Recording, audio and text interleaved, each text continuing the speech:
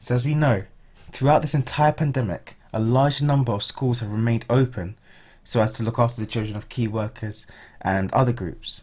School staff have continued to go in and look after the smaller groups of students, and from home, teachers have continued to work day in and day out, providing work, feedback and support to students from home. Students, of course, have also been doing work, or at least they're supposed to be, in order to keep up with their learning, their development and their skills, making sure that they're progressing in preparation for their return to school. Now, in the week just gone, the government's made it clear that they want schools in England to start reopening on the 1st of June. Gavin Williamson, the Education Secretary, said that we owe it to the children to get them back into school, stating reasons such as the fact that students are falling behind on their learning, and also that many students haven't been in contact with other children for as much as 2 months, so it's not really that good for their mental health and development. Now, this is where the country lies divided. Do we send our children and our school staff back to work and school or not? I've actually got a little poll running in this video just in the corner. So if you click the I in the corner, a little card should pop up which allows you to vote for either one. It'll be interesting to see what your opinion is. So anyway, back to what we're talking about. Is it safe or not? Well, in my opinion, it depends on your definition of safe. I mean, surely if it was safe, then we'd carry on as usual. Everyone would go back to school and to work in a normal way, and we wouldn't need anything put into place. We'd have full classes, full days, everything would be normal. But we have talked of reduced class sizes, of specific ways of walking around schools and things like that. So that means that we're not as safe as we would be normally, which means that we're safer than before, but we're not actually safe. So the government is aiming for a phased reopening. We have the powers that be planning for reception year 1 and year 6 to return on the 1st of June. That'll be the first to return. And then sometime later, year 10 and year 12 will come back.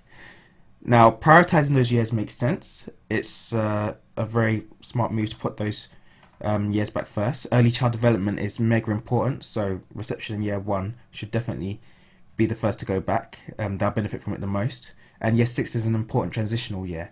After all, it's the year just before the students go on to year 7 and secondary schools, and you want them to be as prepared as possible for that transition. When it comes to year 10 and year 12, obviously they're going to be the big exam takers next year, taking the GCSEs and the year 13 A-levels as well. So you want them to be the first of the secondary school lot to go back too. So that all makes sense. We want them to be ready for 2021.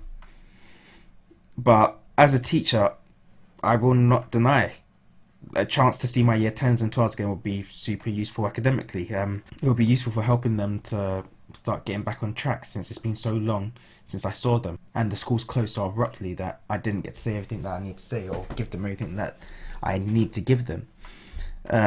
But on the other hand, how useful it would be in terms of health and safety is another issue entirely, and I'm not completely sure how to answer there.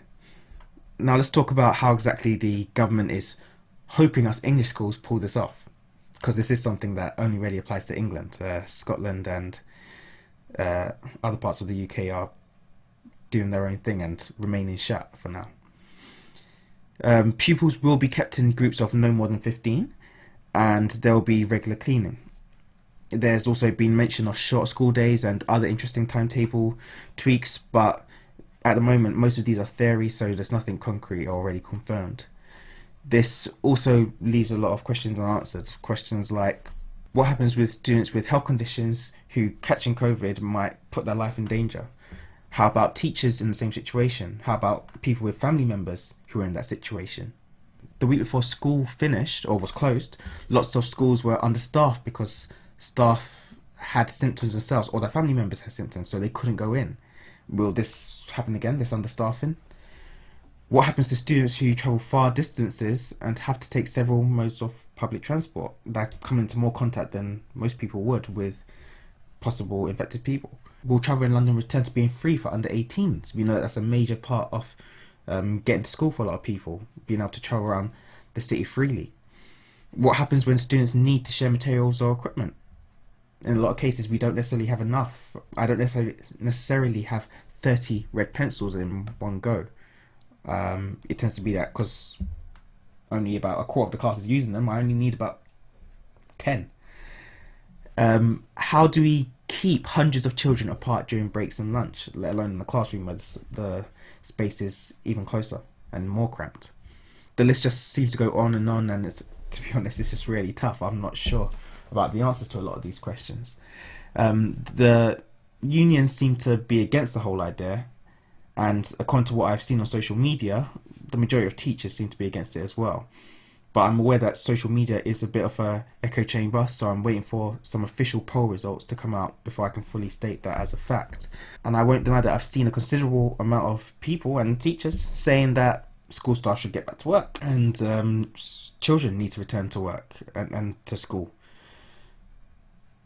I've heard others saying that the economy will crumble at the rate that we're going, or that if we don't, we have to go back at some point. If we don't, then when will we go back? It will never be safe enough. So it's a tough one. It's all a bit of an information overload. I hear clashing reports day in, day out. I see the same examples used for and against for different arguments, and I see scientists saying one thing one week and some things the next, or scientists from one country saying certain things and scientists from other countries saying something entirely different. So rather than letting it get to me or getting anxious over it or getting more grey hair over it, I'm just going to continue trying my best to do what I can, to follow social distancing guidelines where I can. And I'm going to continue doing what my school have requested of me and do it in the best way possible. I'm also not going to try and speculate too much. I know that I've mentioned some things that may be happening or may not be, but I'm trying not to speculate too much. And I'm just going to sit back and continue watching the world, watching the news, seeing what's happening until we get more concrete information, because I think that's one of the biggest problems at the moment. We don't have enough concrete information. And when it comes down to it, if school does restart in June, whatever I choose to do will have to be in line with my personal beliefs and my personal values. And I think that's something that will be the case for most parents and school staff. They'll have to consider the reason why they're choosing to do what they end up doing, whether that is keeping their students home or staying home themselves, or sending their children to school, or if you're a member of staff, going in yourself. So it's a bit of an inconclusive video today. I have no answers. Just the facts as they stand and the questions that are bothering myself and most of us in this country. As I said before, I'm really interested in hearing what you have to say, so please make sure to vote on that poll so that we can see what the numbers turn out as. And also comment down below. As students, parents and school staff, or people that are completely apart from that, I'm really interested in hearing what your opinion is on this matter. Should we go back? Should we not? Is it safe? Is it not? Do you think a big fuss is being made out of nothing? Or is it right that we're getting worked up and that the unions are demanding what they're demanding? So yeah, leave a comment down below and make sure to subscribe and like this video, especially if you want to hear more on this sort of topic.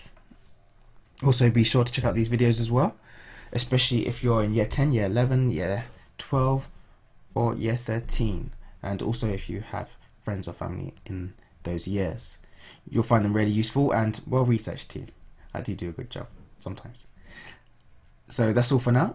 Thanks for listening. Until next time.